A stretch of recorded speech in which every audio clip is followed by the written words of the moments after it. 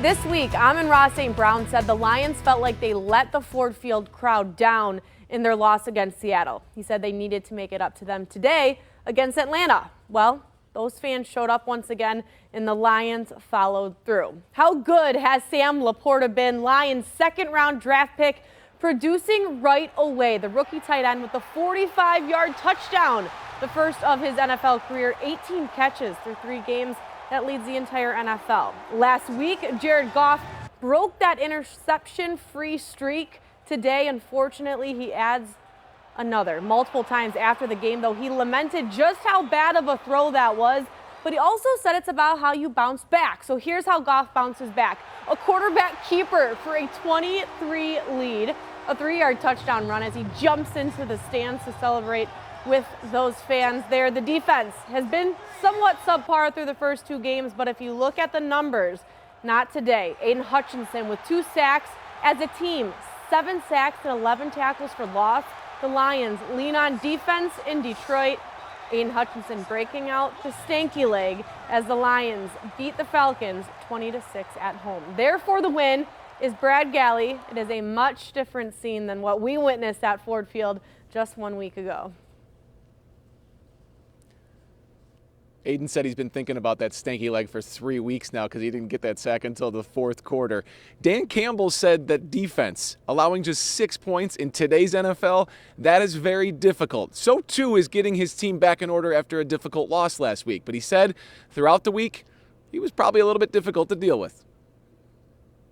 I just applied a little pressure, and and the guys did a heck of a job. They responded well. The coaches really did, and the players did a great job. Everybody, we got back on our feet. At quarterback in this league, it's hard, man. You're going to make mistakes. That's about as bad as I've thrown a ball in my career. Just straight missed them. And how do I respond the next drive, the next play to be as best I can? And that's where I think you're truly judged is after the bad plays and being able to respond. We wanted to come out this week and prove a point, and I think we did that.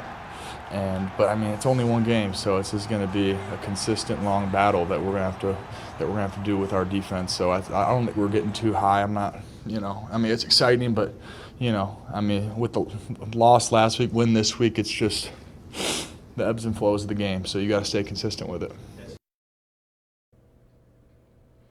There were some light moments in that press conference room, especially with Jared Goff, who said, I'm laughing now, but an interception is not something to laugh about in the game. Thanks to the defense, we can laugh about it. And I said to him, was the throw that you had into the stands, how many rows do you think that went up? He goes, not very many. I was really pumped up, but that was probably the 2nd worst throw of the day. He doesn't care about where that ball went. He's just happy the team walks out of here with the win, because after last week, Aidan Hutchinson said this team wanted to make a statement today, and they did, especially on the defensive side of the ball. Gina?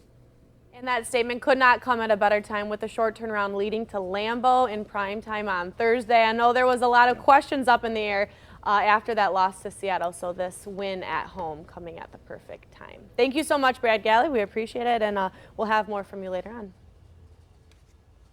A win, you guys. Woohoo! 2-1. Oh, yeah. I this week said a must-win, which felt a little silly saying that in week 3, but it was necessary. So seeing the defense show up the way they did, Jared Goff, it was a good win.